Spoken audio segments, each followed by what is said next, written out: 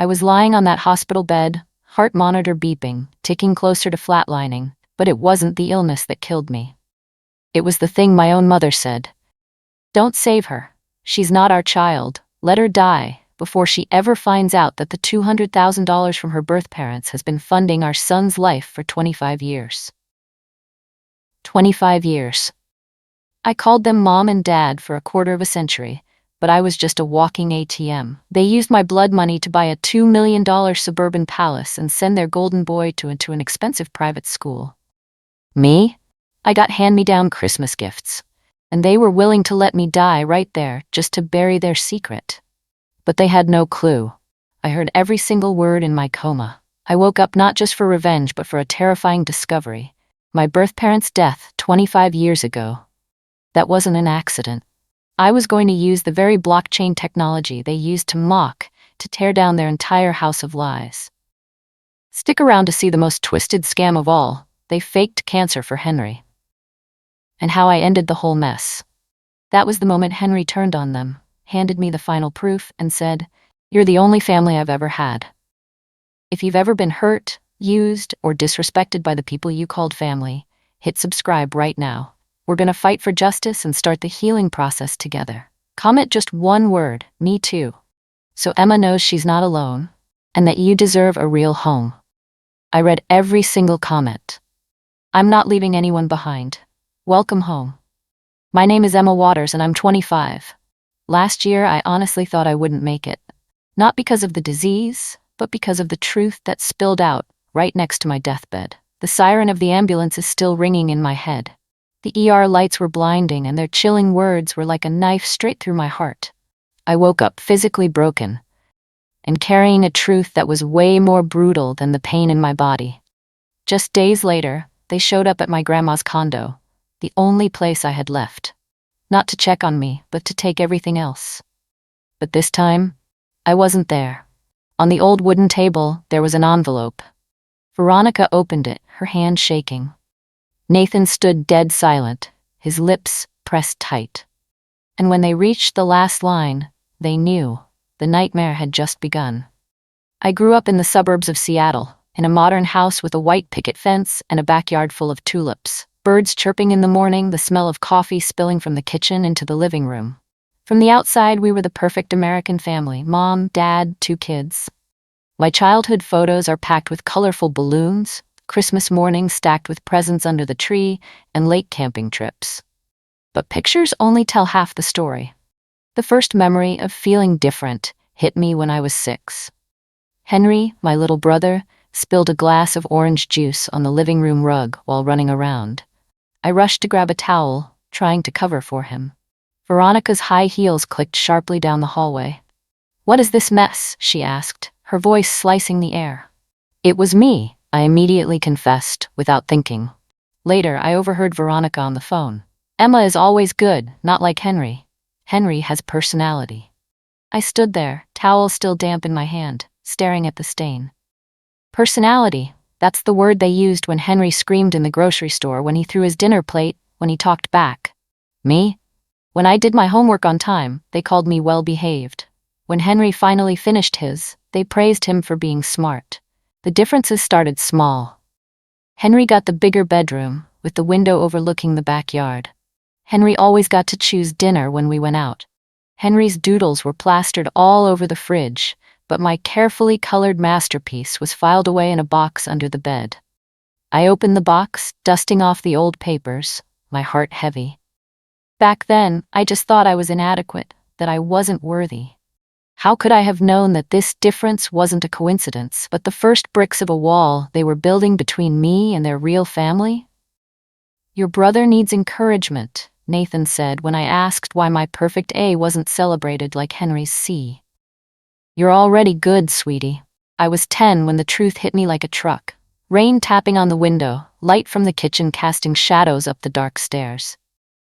I woke up in the middle of the night, headed down for a drink. Nathan and Veronica were fighting, their voices hissing through clenched teeth. "Why are you always defending Henry?" Veronica snapped. "You don't even see Emma as your own child." Nathan yelled back. "We promised we'd be fair when we adopted her. the glass slipped out of my hand and shattered on the hardwood floor. The sound was sharp, like a stab in my chest. I froze, gripping the railing, my heart hammering. Adopted. That one word explained everything, and explained nothing at all. Why my hair was dark when theirs was blonde. Why my eyes were brown when theirs were blue. Why no matter how hard I tried, I never truly belonged. The next morning, I sat at the breakfast table, waiting for them to say something. The sound of spoons hitting the cereal bowls. No one looked up. Silence. I took a deep breath, my voice shaking, but I tried to stay calm. I heard you guys last night. I know I'm adopted. Nathan stopped chewing his toast. Veronica paused, pouring coffee, the mug tilted in her hand. Then she smiled, a tight, fake smile that didn't reach her eyes. Don't be silly, Emma. You were dreaming. And that was it. No confirmation, no denial, just deflection and breakfast as usual. I bowed my head, the light from the window blurring my reflection on the table. I learned that in this house, the truth didn't matter as much as the facade. After that night, I went full throttle on being the perfect version of myself. If they wouldn't love me for who I was, I'd make sure they recognized me for what I did.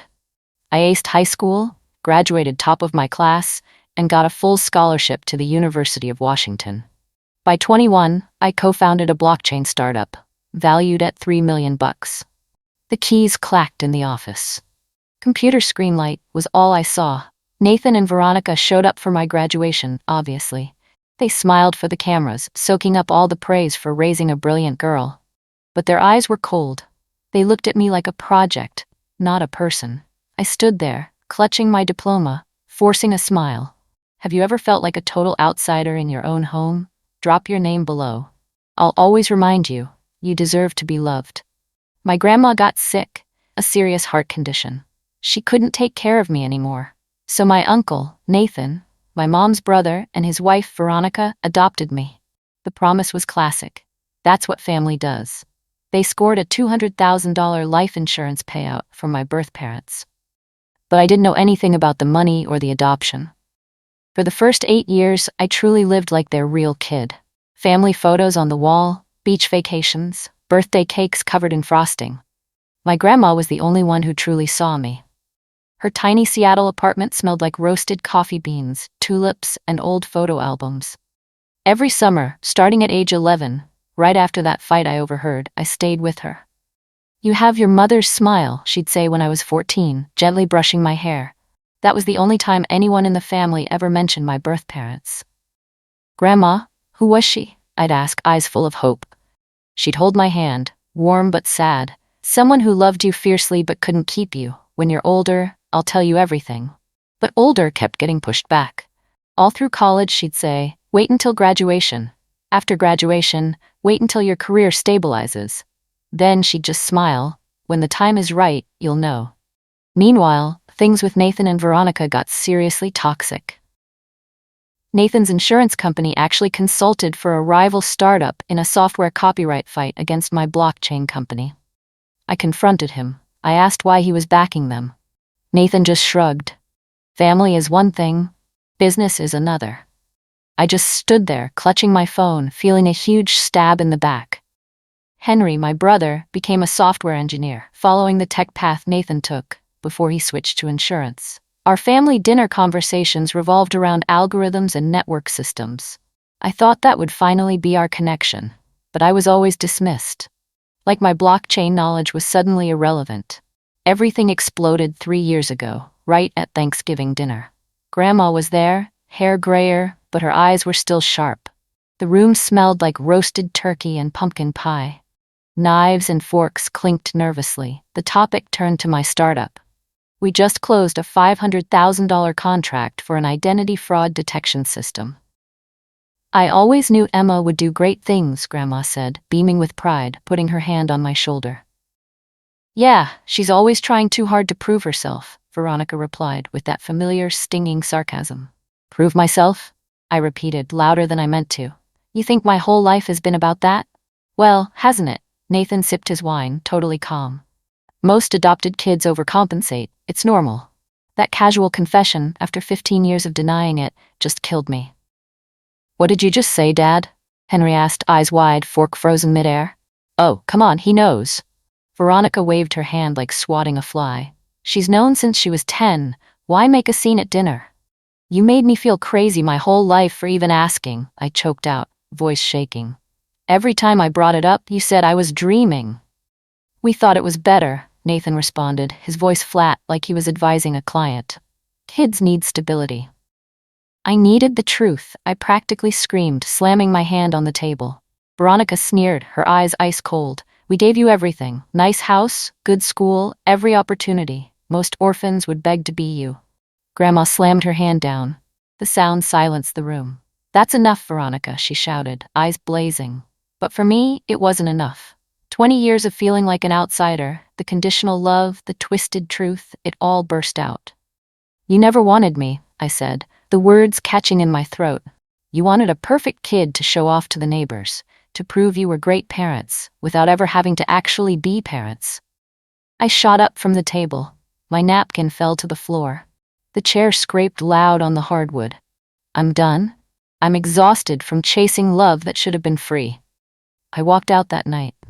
Never looked back. I changed my number, moved to a new apartment closer to the startup office. Grandma was the only person I still talked to. We met every Sunday morning at a small cafe, miles away from Nathan and Veronica's place. They do love you, Emma, she once told me, her eyes sad. They just don't know how to show it. Love shouldn't be this hard, I replied, stirring my coffee, my heart heavy. That was my final verdict. Grandma passed away 6 months later, peaceful, in her sleep. I was in California meeting investors. I missed the funeral. Nathan and Veronica didn't even bother to call me. I only found out through a lawyer's letter. Grandma left me her condo and most of her assets. I never got the truth about my birth parents straight from her. I thought losing her was losing everything. I didn't know that just 3 months later, I would almost lose my life. And that moment, staring death down, was when I finally started living. Everything changed when I was 8, the minute Veronica gave birth to Henry. The front seat was always his. My favorite ballet class? Cancelled. Gotta save up for your brother. My toy box got cleared out for Henry's new remote control cars. Every Christmas, Henry opened first, shiny new gadgets, while I got pencils and old books. The birthday card I drew was put away in a box, but Henry's scribbles were taped all over the kitchen wall. You need to learn sacrifice, Veronica would say. I thought that was normal. Even as Nathan and Veronica drifted further away, I tried to be a good big sister. I sent Henry a birthday present, a Lego set he wanted, and called home for every holiday, even though they rarely picked up. The day I almost died started like any other Tuesday. It was a cold October night. The classic Seattle drizzle had begun. I was at the startup office, working as a security engineer, trying to finalize our blockchain system. I was desperate to prove I was more than just some abandoned kid. My smartwatch detected an irregular heartbeat. I thought it was just a coding bug and dismissed the alert. The rain was a steady drizzle, that misty Pacific Northwest kind of rain, making everything look like it was filmed in soft focus. Emma, go home, Lily, my business partner, said around 7 p.m. The update can wait until tomorrow. But I've never been good at quitting. By the time I left, it was past 10 p.m. The rain was heavier, the wind cutting right through me. I should have called an Uber, but the condo was only a 10-minute walk. What could go wrong in 10 minutes, right? I made it only halfway before the pain hit. It was like a knife twisting deep into my lower right abdomen. I doubled over on the sidewalk, gasping for air.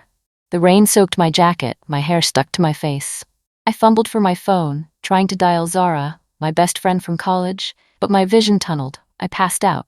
A random passerby found me and called 911. I vaguely remember the ambulance siren, the flashing red lights, and the EMT's voice. Ma'am, what's your name? Stay with me. An oxygen mask was pressed to my face, ice cold. Then, blackness.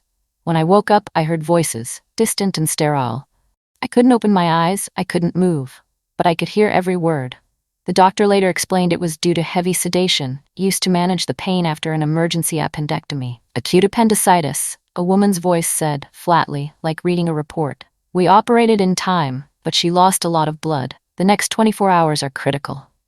Have you contacted her family? Another voice asked. She listed her mother as the emergency contact. They're on their way. Time dragged in the darkness. Minutes or hours, I couldn't tell. Then I heard them, Nathan and Veronica, walking into the room. "Mr. and Mrs. Waters, I'm Dr. Harper. I'm overseeing Emma's case," a calm voice introduced itself. "What happened?" Nathan asked, his voice tight but controlled, the same way he negotiated insurance deals. Dr. Harper explained, "The appendicitis, the emergency surgery, the blood loss, the uncertain prognosis." "And what exactly are you doing for her?" Veronica cut in, sounding annoyed, as if I were a scheduling inconvenience. "We're monitoring her closely," the doctor replied. "She needs a blood transfusion and might need further surgery if complications arise. The costs will—" "The costs?" Nathan jumped in, his voice instantly sharp. "How is the insurance going to handle this?" Silence.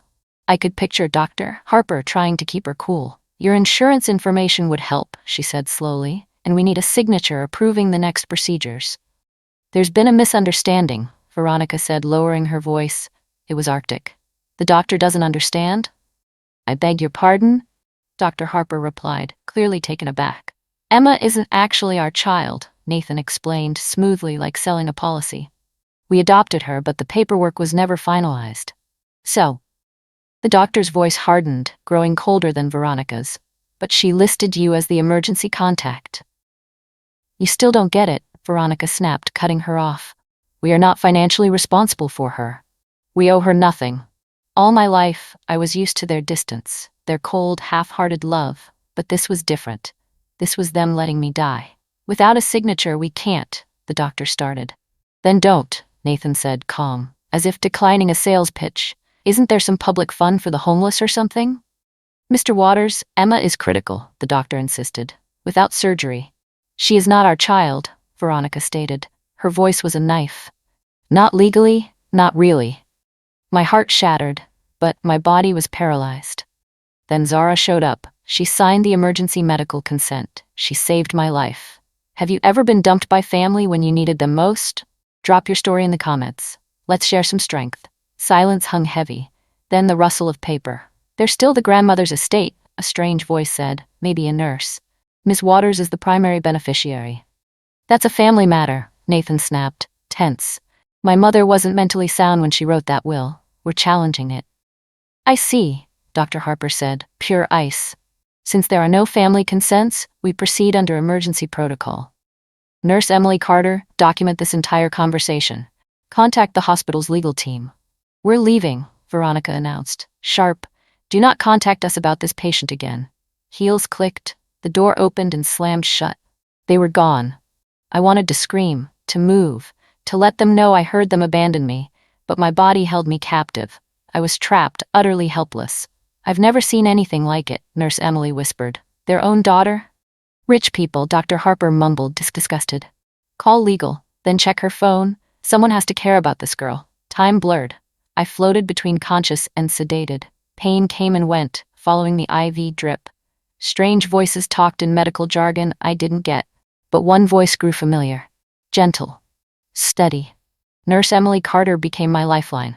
She talked to me during her shifts, gave me status updates, told me about the Seattle rain outside. She played music from her phone, soft piano, then the indie playlist I used to love. "New studies say comatose patients can still hear," she told someone. "I won't let her be alone, not after what they did." 3 days post-op, through Emily's one-sided stories, I learned Zara, my college friend, had rushed to the hospital. She signed consent. Now she was battling Nathan and Veronica on every front. "Your friend is a total warrior," Emily said, while changing my dressing. "She brings a lawyer every day, making sure you get everything. Nathan and Veronica are trying to claim the estate, saying you weren't competent." I almost gave a bitter laugh. They left me for dead, then used my condition to steal Grandma's legacy. Classic them. The blood transfusion surgery happened on day 5. I remember being pushed somewhere, white lights glaring, then darkness. When I woke up in recovery, my head was pounding. But Emily's voice was right there. "You made it, Emma. Surgery was a success. The doctors say you're recovering faster than expected. They'll drop the sedation tomorrow." Consciousness returned slowly.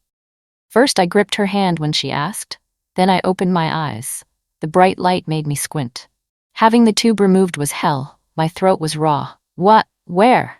I whispered, my lips cracked. "Harborview Hospital, Seattle." Emily replied, coming into focus.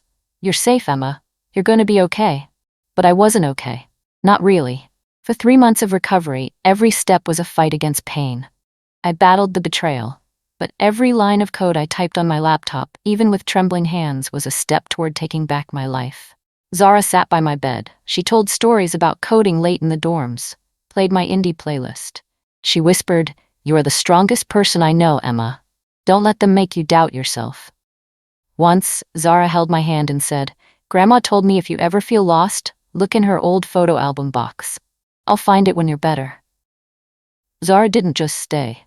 She kept the startup running, closed that $500,000 contract while I was sidelined.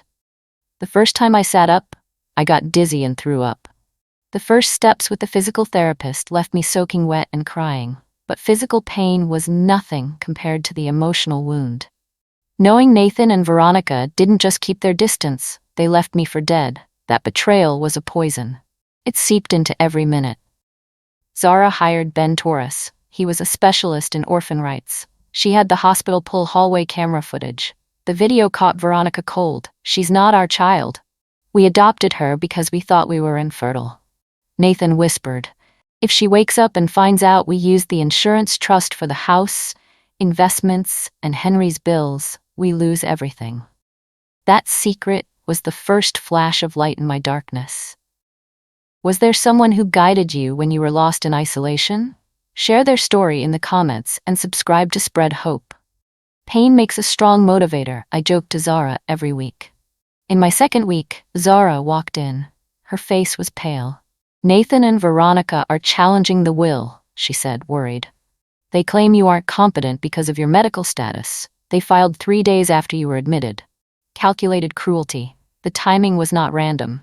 They left me to die, then ran straight to their lawyers, to steal Grandma Eleanor's legacy.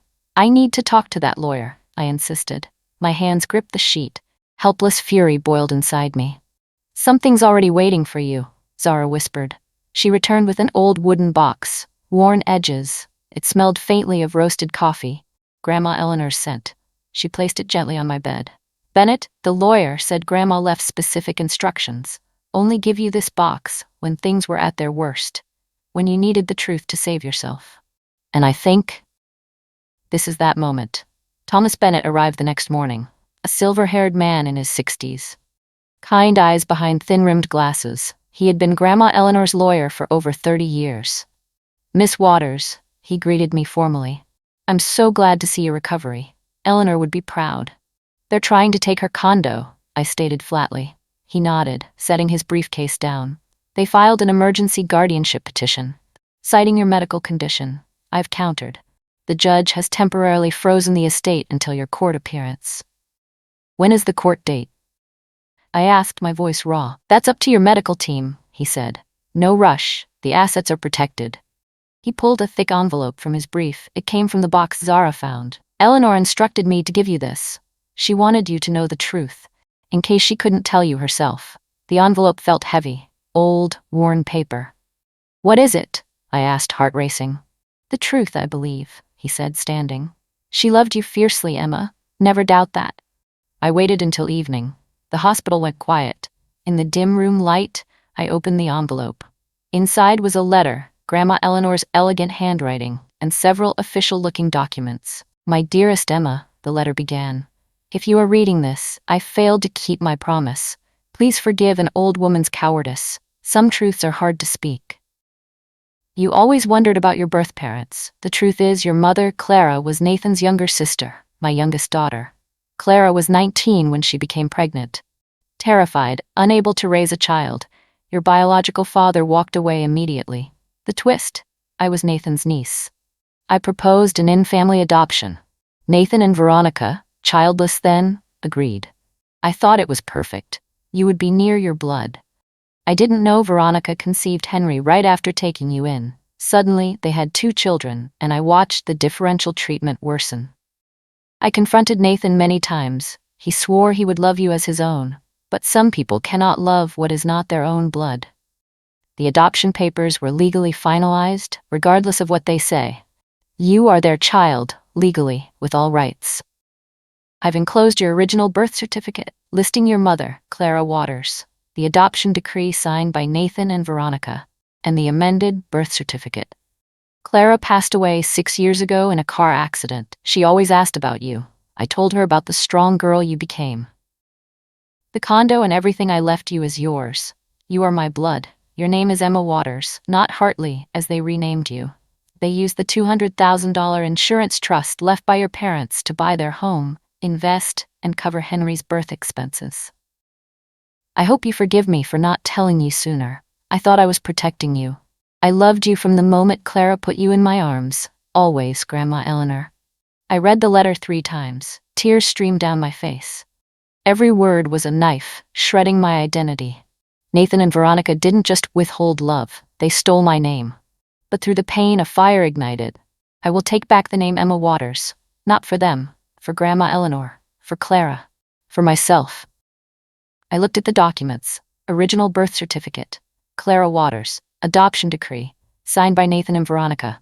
They tried to erase my legal identity. Thomas Bennett returned with more news. My bank account was locked. My social security number was invalid. Insurance listed contested. They used the guardianship claim. They filed a fake missing person report after my illness, all to seize the estate and my startup shares. The truth was a fire. It burned everything down, but it showed me the way.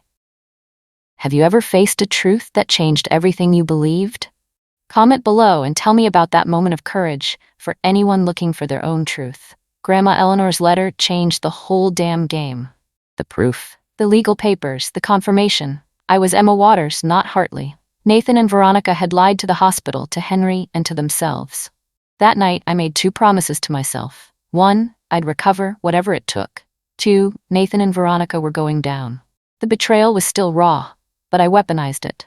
I turned it into fuel, writing every line of code with pure rage. I hit physical therapy with a spine of steel. Appendicitis, blood loss, 3 months in the hospital. Nothing was going to stop me now. But even in the gym, their shadow followed. One afternoon, as I was pushing myself to stand, my phone buzzed. A red alert. It was Zara. They just filed a software copyright complaint against our startup. This is a deliberate attack. My heart seized up. This war wasn't just in the hospital or the courtroom. It was everywhere they could reach. That fury became pure nitrous. I went from a walker to a cane in weeks. My physical therapist was stunned. "You're like a machine," Ryan Parker, my therapist, muttered during a brutal session. "I have a job to do," I grit out, pushing through the pain for one more rep. A few weeks later, Dr. Harper signed my discharge papers. Nurse Emily helped me pack up the cards and flowers. None were from Nathan or Veronica, obviously. "So what now?" Emily asked, wheeling me out to Zara's waiting SUV. I looked up at the nurse who fought for me when my family walked away. "Now I go home and write a letter," I said. Zara drove me to her apartment, my temporary recovery base. I watched the Seattle streets blur through the rainy window. Somewhere, Nathan and Veronica were still scheming, lying, thinking they'd win. They had no idea what was coming. Zara's living room became my war room. I put up a timeline. Appendicitis, hospital stay, the legal sabotage. My laptop was my weapon. I started coding a new blockchain feature, identity fraud detection, inspired by Nathan. That's when my phone buzzed. A text from Henry. All caps. "Mom and Dad are on the way to your apartment. They have new evidence. You're incompetent. Get out." My heart stopped.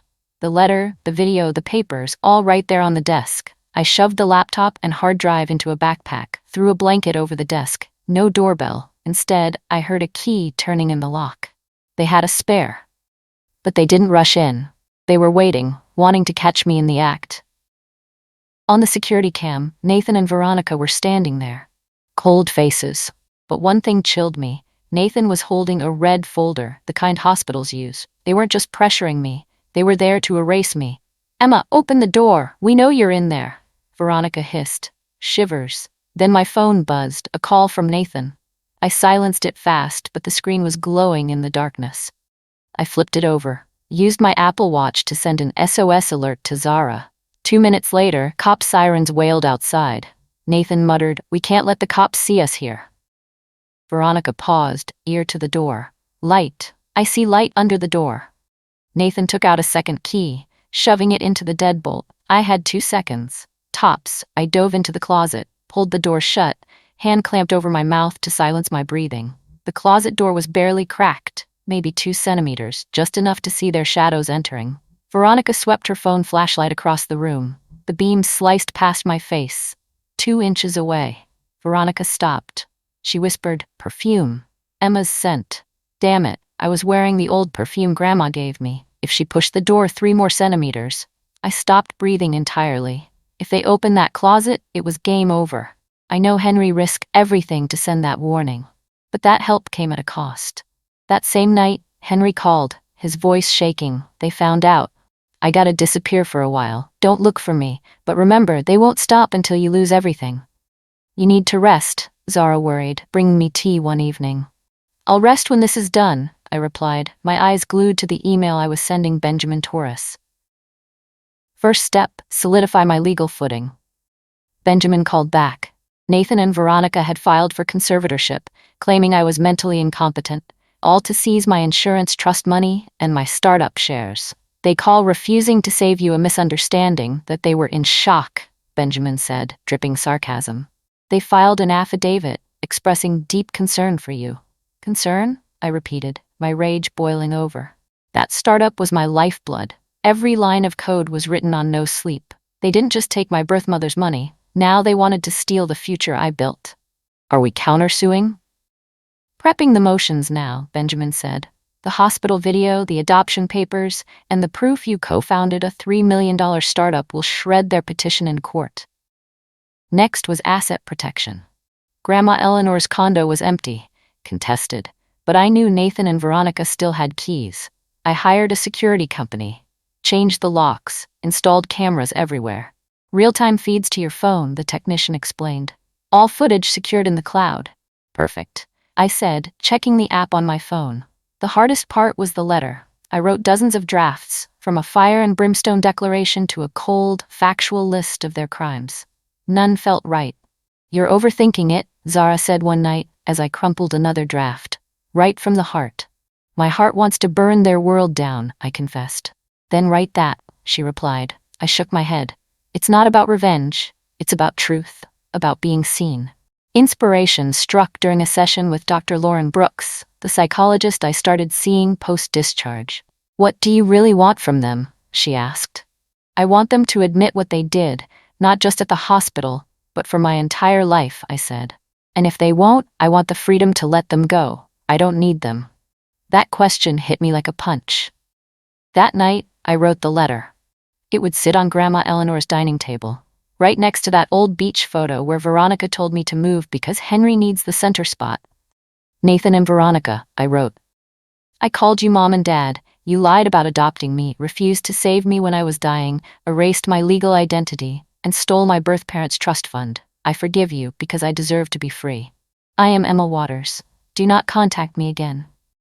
I enclosed a copy of my original birth certificate and a USB drive with the hospital video. Veronica saying, "She's not our child," and Nathan panicking about the insurance money. The letter was my first step to reclaiming myself. Have you ever had to stand up to claim your true self against judgment? Share that brave moment in the comments. Inspire others to live their truth. The letter I placed on Grandma Eleanor's table wasn't just the truth. It was my declaration of independence. I wrote about the decades of emotional abandonment, the stolen trust fund, the legal erasure of my identity. But I also wrote about forgiveness, not for them, but for me. "I don't need your approval, your validation, or your love," I wrote at the end. "I am Emma Waters, whole and complete without you." I sealed it, gave it to Benjamin Torres, who coordinated with the security team to place it in Grandma Eleanor's condo at the exact right moment. Everything was ready when Benjamin called.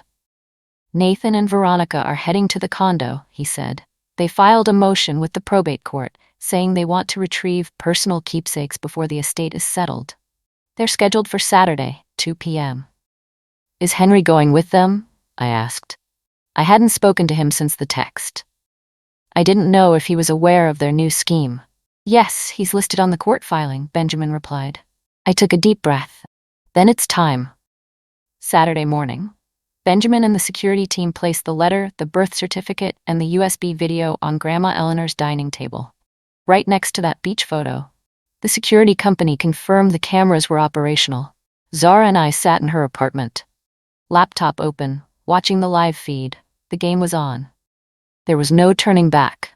At exactly 2:03 p.m., Nathan's BMW rolled into the driveway. Through the camera, I saw Nathan, Veronica, and Henry walk up to the front door. Nathan looked irritable, constantly checking his watch. Veronica had her fake, insincere social smile on. Henry walked behind them, his expression unreadable, hands shoved into his pockets. "The key doesn't work," Nathan grumbled, twisting the knob. "Try the back door," Veronica suggested, her voice falsely sweet. "I don't need to try the back door," Nathan snapped. "This is my mother's house." "It's Eleanor's house," Henry corrected, his voice low. Nathan glared at him, then pulled out his phone. After a quick call, a locksmith appeared, opened the door, had Nathan sign a paper, and then left. Finally, Veronica said, walking in, "Nathan, check if the silver dinnerware is still here. I want to make sure Emma hasn't taken anything." Her casual accusation made my blood boil. Zara placed a hand on my shoulder. "Remember why we're doing this?" she whispered. I nodded, my eyes glued to the screen as they walked through Grandma Eleanor's condo. "Nothing's changed," Henry commented, touching an antique wooden cabinet in the hallway. "Eleanor always had taste," Veronica admitted, admiring a porcelain vase. "This will look great in our living room." "We're here for Dad's keepsakes," Henry reminded, his voice strained. "Not shopping." "Don't be naive," Veronica snapped. "Emma will never recover enough to claim this estate. The judge will give us guardianship, and everything here will be ours." "She's in physical therapy," Henry said. "The doctors say she's making incredible progress." "Her brain is another matter," Nathan cut in, walking down the stairs. "The silver is intact, Veronica. Nothing strange in the master bedroom either." "Has anyone visited her?" Henry asked. "To see how she is?" Nathan and Veronica exchanged glances. "The hospital was uncooperative," Veronica replied, her tone stiff. "Besides, you know Emma, always independent." "Too independent," Nathan muttered. "If she listened to me about healthy eating, maybe she wouldn't have gotten sick." "Are you serious?" Henry asked, disbelief in his voice. "Are you blaming her for appendicitis?" "Of course not," Veronica soothed. "Your father is just stressed. This is hard on all of us." They walked into the dining room, where the letter lay on the polished mahogany table. "What is this?" Nathan picked up the envelope. My name was written on the front, the handwriting mimicking Grandma Eleanor's. Benjamin had used an old card as a template. "It's addressed to Emma," Henry pointed out. "She's not here, is she?" Veronica snatched the envelope from Nathan. The whole world seemed to stop as Veronica opened the letter. Her face went pale, her eyes skimming the lines. "No way," she whispered.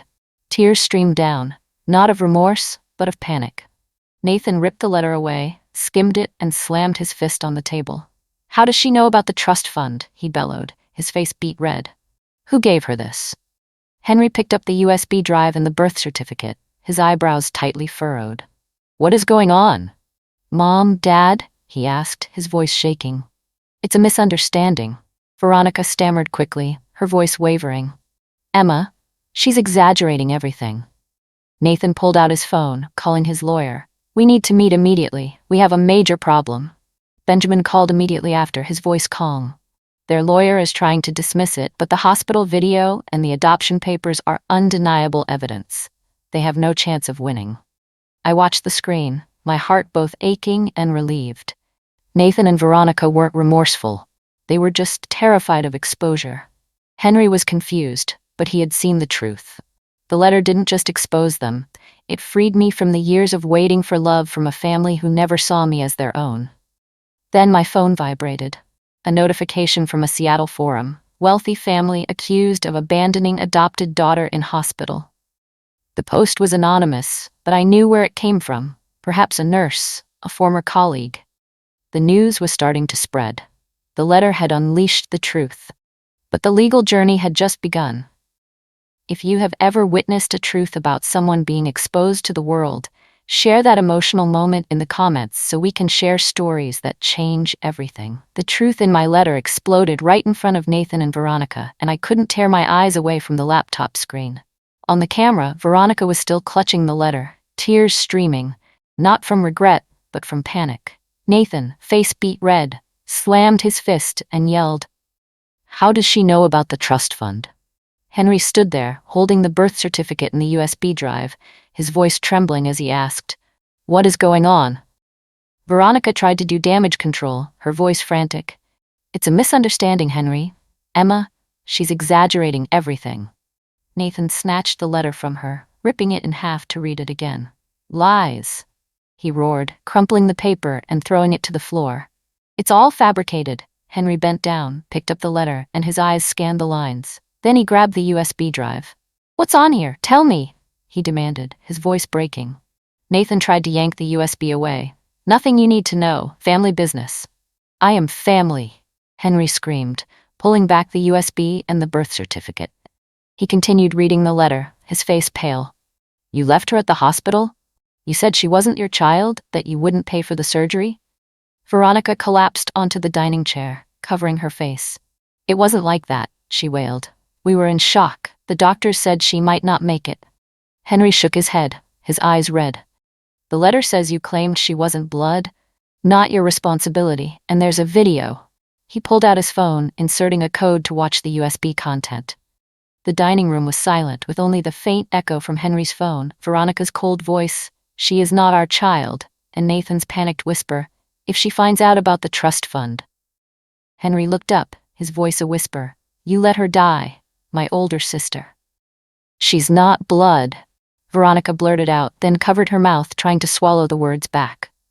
Henry stared at his mother. "Not blood? But you adopted her. You raised her for 25 years, then abandoned her when she needed you most." Nathan tried to interject, his voice rigid. "You don't understand how complicated this is." "I understand perfectly." Henry cut him off, his voice high-pitched. "I always knew you treated her differently. I thought it was because she was too smart, too independent. But it wasn't that. You just didn't see her as your child." Veronica straightened her back, returning to her haughty demeanor. "We gave her everything. Good schools, good opportunities. Except love," Henry concluded, his voice catching. "The only thing she ever needed." He shook his head, as if every piece of his life had just shattered. "All those times you ignored her achievements, made her feel like an outsider. It wasn't because you were strict, it was because you didn't want her there." Nathan raised his hand, his voice sharp. "That's enough, Henry. She's being manipulated by Zara, trying to ruin us." Henry pointed at the letter. "She knows about the conservatorship. She knows you're trying to steal Grandma Eleanor's estate and her startup shares. You only care about money, not her." Veronica jumped up. "We have to find Emma. She's been poisoned against us." Nathan glared at the letter. "She's going to use this and the video to destroy us in court." Henry gathered the letter, the birth certificate, and the USB, his hands trembling. "I can't be here," he said, his voice cracking. "I need time to think." "Henry, wait," Veronica called out as he rushed toward the door. "Don't go." "Don't call me," Henry replied without looking back. "I need to figure this out." After Henry left, Nathan and Veronica stood frozen in the dining room. "Well, this is great," Veronica hissed. "Now he's turned against us too." "It's your fault," Nathan shouted back. "You called Emma not blood right in front of him." "She's not," Veronica screamed, then stopped. "And now both Henry and Emma are against us. Emma will destroy us in court." Nathan paced back and forth, holding his head. "We need a new lawyer. We have to block that video." I turned off the laptop screen, my heart pounding. Henry knew the truth, but I didn't feel victorious. I was angry at him for not seeing it sooner, but also felt pity. He was just a younger sibling caught between his parents' lines. "Are you okay?" Zara asked, hugging my shoulder. "I don't know," I replied, "but I need to talk to Henry someday." Benjamin called immediately after. "We just received additional evidence from the hospital, medical records confirming they refused treatment. I'm meeting with the team to prepare for court. They don't stand a chance." My phone kept ringing. Posts on the Seattle forums were spreading, and old friends texted asking, "Is it true?" A charity colleague who worked with Veronica wrote, "I can't believe they did that." A local charity organization canceled Veronica's invitation to their upcoming gala. The community was beginning to shun them. Zara scrolled past a post. "They're talking about selling their house, maybe to avoid public scrutiny." The truth had broken free, and no one could deny it anymore. But watching Nathan and Veronica in their panic, a new question flashed in my mind. Why were they so terrified? Could $200,000 and a condo be enough to turn decent people into monsters? Perhaps there was a thicker layer of fog I hadn't yet unveiled, and the real fight to claim my entire future had only just begun. If you've ever witnessed a family secret that turned everything upside down, tell us about that moment in the comments, and subscribe to the channel to explore stories of truth and healing. Nathan and Veronica didn't stop after the letter. Through the camera, I saw them continue to scheme in Grandma Eleanor's condo. Nathan paced, running his hand through his hair. "Call the lawyer," he ordered. "We'll say we were in shock, not thinking straight. That video, we can claim it was edited. Deepfakes are everywhere now." Veronica sank onto a chair, muttering, "A nightmare." Nathan pulled out his phone, checking Grandma Eleanor's estate accounts, mumbling about locked access. They searched the house for family keepsakes. Some jewelry, an old watch, despite Henry's earlier objection. They listed friends who could serve as witnesses, praising themselves as devoted parents. Not once did they worry about me, not once did they question where they went wrong. It was all about protecting their reputation and Grandma Eleanor's estate. When they left, taking a few items, I closed my laptop. Zara sighed. As expected. "They never change," I concluded, my voice low. My phone vibrated. A message from an unknown number. "Sis, it's Henry. Can we meet?" I looked at the message, my heart pounding. After a moment's hesitation, I replied, "Tomorrow, 10 a.m., coffee shop on Pike Street." The coffee shop on Pike Street was crowded when I arrived, leaning on my cane. Henry was already sitting at a corner table, with 2 untouched cups of coffee in front of him. He looked up, his eyes widening when he saw the faint scar on my face, a mark from 3 months in the hospital. "Emma," he stood up, hesitating between a hug and a handshake. We simply nodded awkwardly. "Henry," I sat down opposite him, slowly pulling out my chair. He pushed a coffee cup toward me. "Black, 1 sugar. You still drink it that way, right?" I nodded, surprised he remembered. "Thank you." "I didn't know," Henry blurted out, his voice urgent. "About the hospital, about Mom and Dad abandoning you. I swear I didn't know." "I believe you," I replied. Henry might be naive, but he wasn't cruel. "Did you read the whole letter?" I asked. He nodded, lowering his eyes. "And watched the video. I can't believe they did that. To anyone, let alone you." "Not blood," I corrected, my tone even. "In their eyes, I wasn't." "But you're my sister," Henry insisted, his eyes shining. "You taught me how to play soccer, helped me with my college applications, covered for me when I broke the garage window. You're my older sister." I sipped my coffee, a pang of pain hitting me. 25 years, Henry. 25 years watching them love you unconditionally, while measuring affection for me like a luxury. Did you really not see it? He flushed. "I saw them being stricter with you. I thought it was because you were older, or maybe because you were so brilliant. They said you needed discipline to succeed. They told the hospital I wasn't their child, that they owed me nothing," I said, my voice calm but my heart twisting. "Those weren't rash words. That was their truth." "That's not my truth," Henry said, his voice trembling. He reached across the table, but I pulled back. "You are my sister. No matter what they think, you're still family."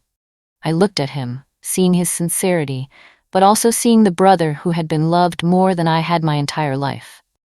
"What do you want, Henry?" He was stunned by the direct question. I want to be your brother again, like before. I've missed you these past few years." "And what about Mom and Dad?" I asked. "They'll pressure you to reconcile, claim it was a misunderstanding, rewrite history. I know how they operate." Henry gave a wry smile. "I know. I haven't spoken to them since that day." "They won't let go easily," I warned. Silence settled, the coffee shop noise buzzing around us. "Can I ask you something?" Henry broke the stillness. "The letter you wrote, what exactly did it say?" I took a sip of coffee, considering, then opened my phone and found the final draft. "To Nathan and Veronica," I read. "I once called you parents. Family is about protection, about putting your children first. You failed to do that. By the time you read this, you will have seen the hospital video. You will know that I know about the trust fund, about my erased identity." My phone vibrated, interrupting me. A text from Benjamin. "A major client just canceled Nathan's contract. Public opinion is strongly turning against them." I stopped reading, looking at Henry. Despite his sincerity, he was still part of the family that abandoned me. My heart felt heavy, remembering the years I tried to be the perfect older sister, only to be forgotten. "We need time, Henry," I said, "but thank you for coming." Inwardly, I thought about the upcoming trial. Benjamin was ready, and so was I. The truth didn't just free me from Nathan and Veronica, it gave me the chance to reclaim what was mine. If you've ever had to summon the courage to tell a loved one the truth, share that moment in the comments so we can share stories of honesty. I stopped reading the letter halfway through yesterday, but Henry still wanted to know the whole truth. Sitting in the coffee shop on Pike Street, I looked at him, my brother, with eyes that shone with sincerity, but were filled with pain. He clutched his coffee cup, waiting. I opened my phone, my voice steady. "Here is the entire letter, Henry. Dear Nathan and Veronica, I once called you parents. You adopted me, gave me a home, but never gave me the love I deserved. For 25 years, I excelled academically, built a blockchain startup valued at $3 million, and did everything to make you proud. But it wasn't enough, because I wasn't blood. When I nearly died from appendicitis, you told the hospital, 'She is not our child, not our responsibility.' You took the $200,000 insurance fund from my biological parents to buy your house, make investments, and pay Henry's hospital bills. You erased my legal identity, falsely reporting me as missing. You filed for conservatorship, claiming I was incapacitated to steal Grandma Eleanor's estate and my startup shares. My grandmother, Eleanor, left a letter. 'I am Clara Waters' daughter, my biological mother. The adoption was legal. I am attaching the birth certificate, adoption papers, and the hospital video USB, where you refused to save me, saying, "She is not our child." This evidence will be submitted if you continue to contest. This is not revenge. This is the truth. You did not love me as I deserved.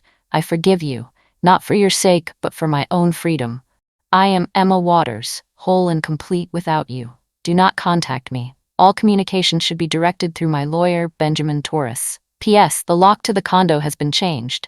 This condo legally belongs to me." Henry bowed his head, tears falling. "You wrote the truth," he whispered, "and that is so sad." I nodded, putting away my phone. I needed to speak the truth. My phone vibrated. A text from Zara. "Nathan and Veronica called 4 times yesterday, left voicemails saying they're worried about you. They said they want to help you recover." Henry shook his head, his voice disgusted, as if they live in a different world. "They do," I replied. "A world where they are always the heroes." "What now?" Henry asked, his voice soft. "The trial? The estate?" "Benjamin is handling everything," I said. "The hospital video is undeniable proof. After that, I'm going to live my life without them." "And me?" Henry hesitated. "Is there room for me?" I looked at him, the brother who had been loved more than I had my whole life, but he had also chosen the truth, despite the pain. "I don't know yet," I answered honestly. "There's too much hurt, Henry. But I'm willing to try. Small steps." He smiled, relieved. "Small steps. I can do that." We sipped our coffee, talking about light things, Henry's classes, my blockchain projects. It was uncomfortable, but it was a start. As expected, Nathan and Veronica intensified their efforts after the letter. They called every legal contact, searching for a judge who might approve their conservatorship filing. They tried to access my medical records, claiming parental rights. They even contacted Dr. Harper directly, but failed. The hospital video was too clear, and Benjamin was unyielding. The trial took place 3 weeks later. Benjamin presented the video, the adoption papers, and evidence of my startup co-founding. The judge ruled I have full legal capacity. Nathan and Veronica abused their guardianship rights. They must repay the $200,000 insurance fund and pay emotional damages. Grandma Eleanor's condo, the savings fund, and the estate belonged to me. I officially changed my last name back to Waters. I stood outside the courthouse, breathing in the Seattle air, feeling truly free for the first time in my life. I thought about the future. A legal fund for people like me, a real home, and blockchain code to protect the identities of others. I was ready to rebuild my life. Zara texted, "Nathan and Veronica just sold the house. They moved out without saying goodbye to anyone." A local news article reported, "Seattle couple leaves town after scandal of refusing to save adopted daughter." Public opinion was still raging on the Seattle forums. My phone vibrated again. Henry texted, "Mom and Dad are trying to sue over the adoption papers, claiming Grandma Eleanor forced them. Be careful." I replied. Thank you. Benjamin will handle it. Afterward, Benjamin confirmed, the adoption lawsuit has no merit. They cannot change the facts. The truth in the letter didn't just free me. It opened a new path. If a letter you wrote ever changed the direction of your life, tell us about that moment in the comments so we can share the power of written words. Henry texted right after the trial. Mom and Dad still aren't stopping. They're suing over the adoption papers, claiming Grandma Eleanor forced them. Those words should have hurt me, but I only felt calm. Let them sue, I replied. The paperwork is clear, the adoption is legal. Henry called immediately after, his voice sad. It's not about winning or losing with them anymore. They just want to hurt you. I know, I answered steadily. I've always known. Are you okay? I asked. I moved out, Henry sighed, staying with a friend from school for now. I can't stand being near them. I'm sorry. I paused, feeling both anger and pity. Anger because he had been loved more than I was my whole life, but pity because he also lost the parents he believed were good. Don't apologize, I said. It's not your fault. Henry hesitated. Grandma Eleanor's condo, it's big, right? Can I visit sometimes? I smiled. The living room has a comfortable sofa, but I often get home late after 8 p.m. Really? Henry sounded relieved. Small steps, right? That's right, I replied. Not living together, but a start. I sat in the temporary apartment, looking out at the glittering lights of Seattle. Somewhere, Nathan and Veronica were scheming, still refusing to accept the truth of their actions, still failing to see me as a daughter worthy of love. But for the first time since my illness, I wasn't defined by their rejection. I was defined by my journey of rebirth, choosing the person I wanted to be, not their adopted daughter, but Emma Waters, complete. 6 months after the illness, Dr. Harper declared my full recovery. The scar faded, and the final checkup showed no remaining internal organ damage. Ryan Parker reduced physical therapy to once a month. You are a medical miracle, Dr. Harper said. Most patients like you are still in recovery.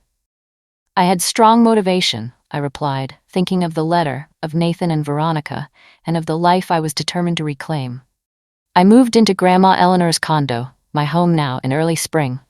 The old apartment Veronica had mortgaged also belonged to me after I used the settlement money to buy it back.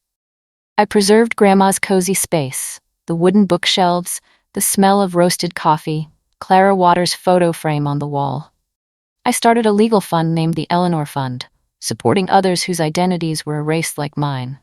Simultaneously, I expanded my blockchain project, integrating identity fraud detection features to protect others from what I had experienced.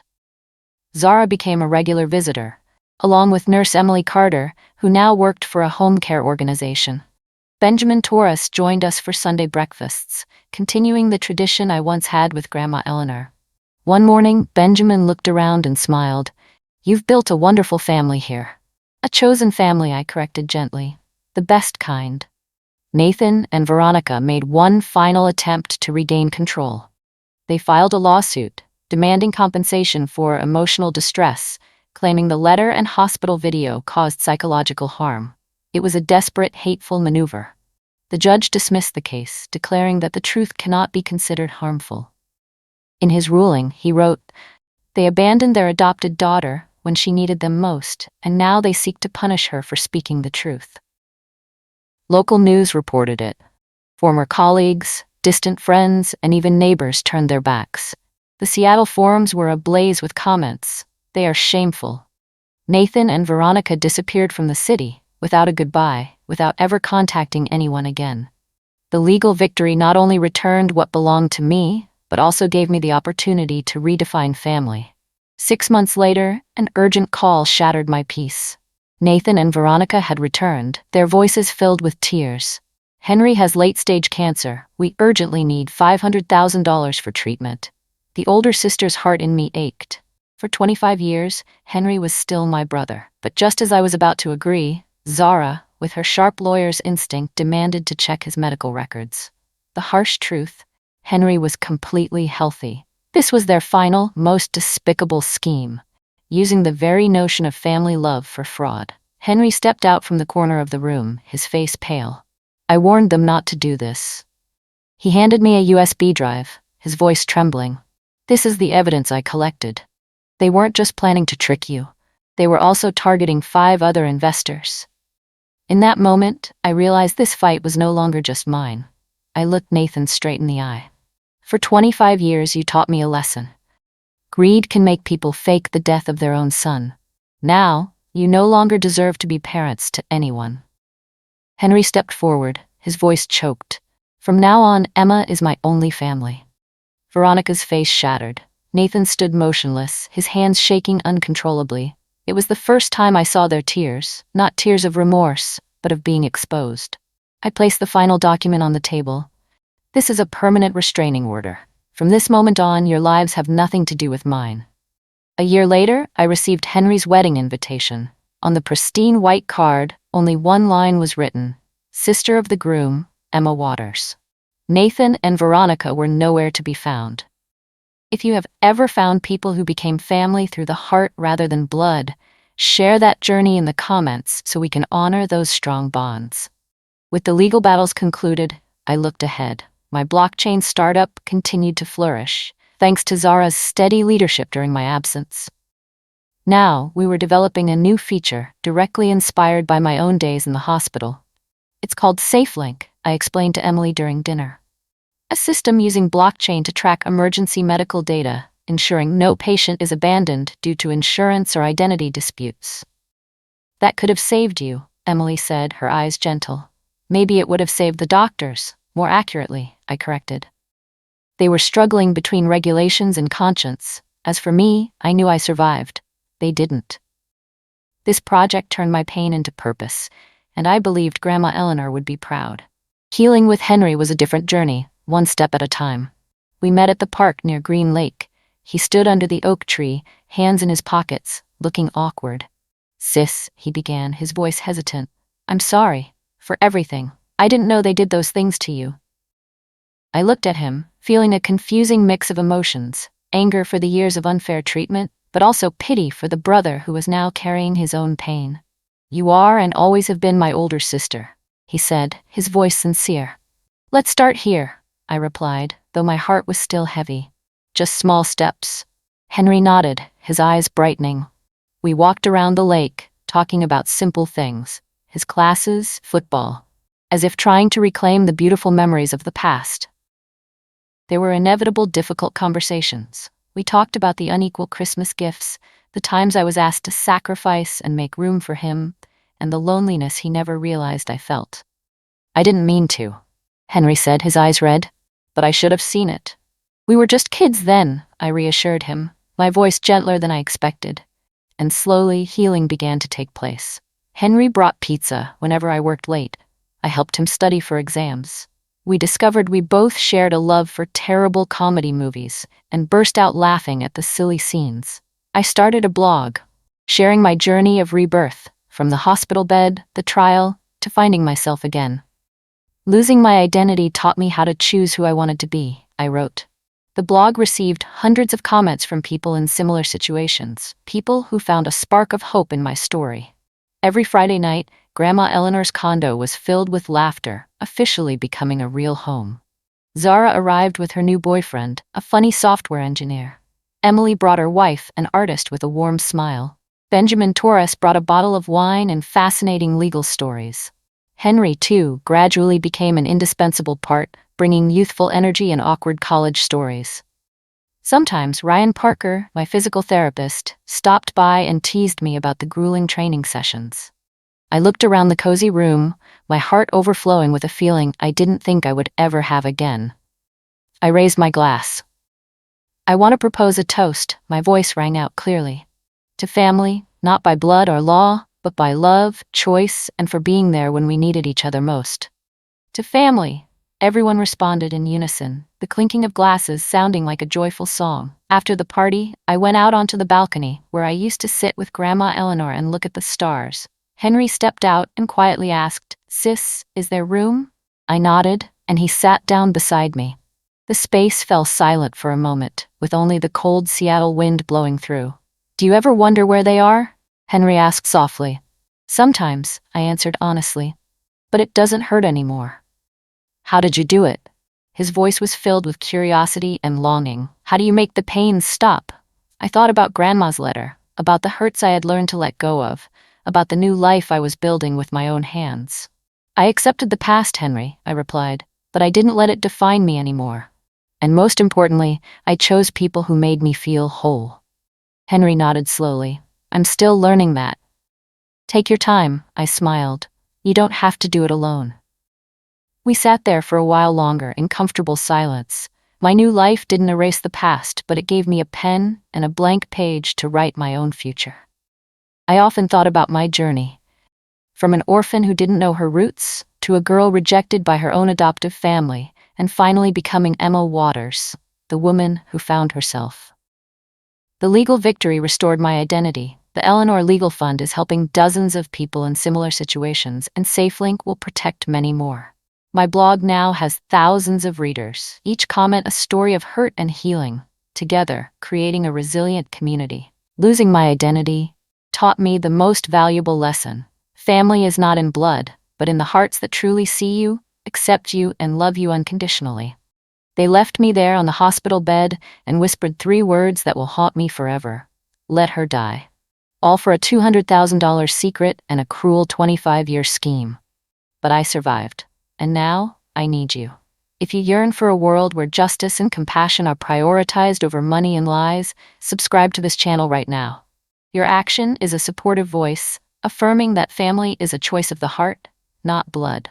And together, we will heal the pain for thousands of people silently suffering. Let my story give you the strength to rewrite the happy ending of your own life. Would you choose forgiveness or demand justice to the very end to find peace for yourself? Comment now. I'm waiting for you.